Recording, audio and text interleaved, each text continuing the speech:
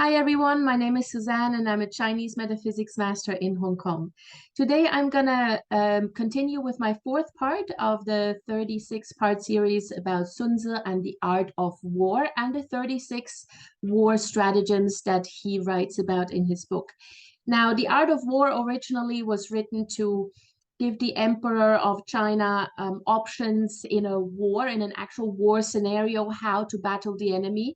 But nowadays, in a modern context, we use this whenever we have to deal with an opponent or a competitor. And this can obviously happen in a career situation, in a job environment, but also if you are a business owner and you will likely have competition and competitors to deal with.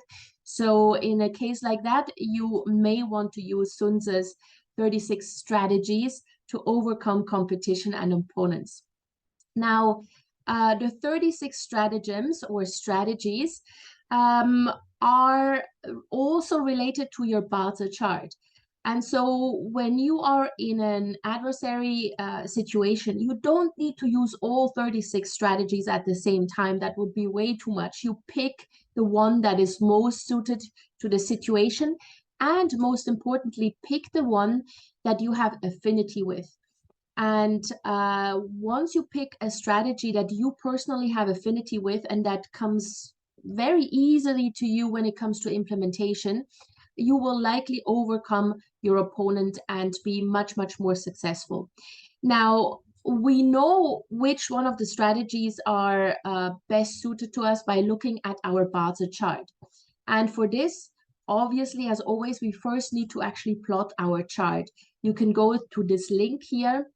I will also put the URL in the notes to this video, and then you just go and plot your chart, enter your date and time of birth, and you will get this kind of natal chart. Now, it's always best for these kind of things to have your time of birth as well, but if you don't have it, don't panic. You can still use this method and it's perfectly fine. Once you have plotted your chart, what you need to look at are the following components. We are looking at the animal signs in the year. Here we have the tiger. The month, we have the rooster. In the day, we have the pig. And in the hour, we have the horse. Now, for you, this may be completely different. You may have animal signs that repeat themselves, duplicated, or you have four entirely different ones, like in this case here. Whichever way it is, doesn't matter. Just take note of which animal signs you have in your chart. And this is then what we work with to determine whether or not the next strategy, the strategy number 4, is actually compatible with you. So this strategy is called await the exhausted enemy at your ease. And this is a strategy that is very, very good when it comes to just letting the enemy or your opponent do all the work, all the hard work. And then once he has cleared the way, you enter or you make your entrance. And because the enemy has already cleared all the obstacles, it will be very, very easy for you to then launch your attack or launch your product or your service, and the enemy will be too exhausted to launch a counterattack, for example. So this particular strategy is very, very good for those who have the tiger in the chart or the monkey, or even both. Yeah, it may be that you have both the monkey and the tiger in your chart, and you definitely have strong affinity with this particular strategy. If you only have one of them in your chart, that's also still great. You can definitely use this, and it will be quite easy for you to find a workaround or apply this particular strategy in your situation. Now, essentially what this strategy is all about is knowing first what territory you are in, knowing the battle ground, yeah? And if it's in a career context, that means you need to know the people involved, you need to know the decision makers, you need to know what kind of office politics are at play. If you're a business owner, then obviously you need to know the markets precisely. You need to know your opponent, your competitors. And so first make sure that you actually know the battleground and who is involved. and make sure that you know it much, much better than your opponent. So this involves you doing much more research into the people, the clients, the customers, the stakeholders, the market, the economy itself, than your enemy or than your opponent or your competitor. You need to know all the ins and outs of the situation first, and make sure that you know it better, that you're more familiar with it than your enemy. That way, your opponent will exert much, much more energy than you do once he has cleared the way. So you wait until the enemy is tired in that sense. So, for example, what that means is a classical example is industrial espionage. Yeah, when someone creates or invents a product or a service and goes through all the jumps through all the hoops, make sure that they have a great product developed, that they clear the market, they plan a big launch, they make sure that the clients are ready to actually receive this new product or new service. Make sure that your enemy or your opponent does all that work for you. And once the product and the service is developed, let them do all the marketing, let them do all the sales activities for it, while you try to then jump on their bandwagon.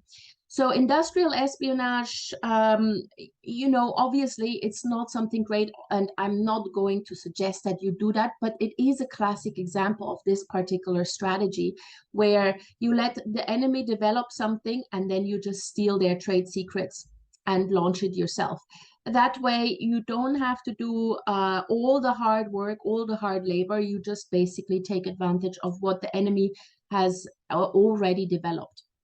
Now, enemy, yeah, I use this word, but it's actually opponent, your opponent or your competitor.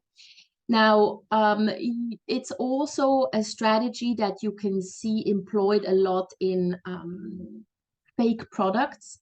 So, fake Apple products or a fake Rolex, for example, that you can just buy very, very cheaply on the market.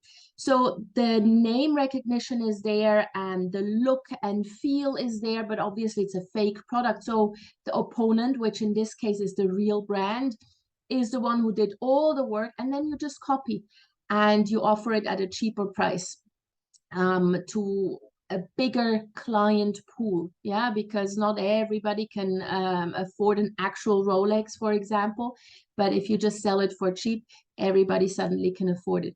So these are the kind of real life examples that apply to this particular strategy. Now, again, I'm not suggesting that this is precisely what you have to do, but if you have the tiger or the monkey or both in your chart, you can think of other ways of taking advantage of all the work that your opponent is doing. So if you both have developed a similar product or service, for example, let your opponent do all the market research, let them do all the marketing, let them do all the sales activities, let them create the market, open up the market, and then you enter right behind them with a slightly different product, slightly cheaper, maybe slightly better looking, but they have cleared the way.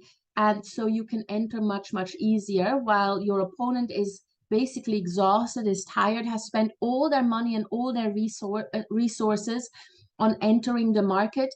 And you didn't have to do that because they did it for you. So this is essentially what strategy 4 is all about.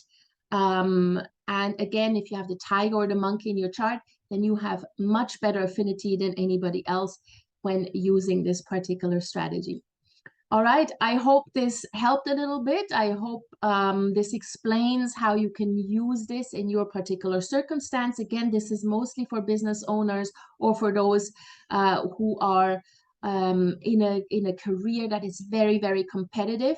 So maybe think about how you can use this under your particular circumstances. And in the meantime, I wish you a lot of success with this, and I will see you again soon when we talk about stratagem number 5.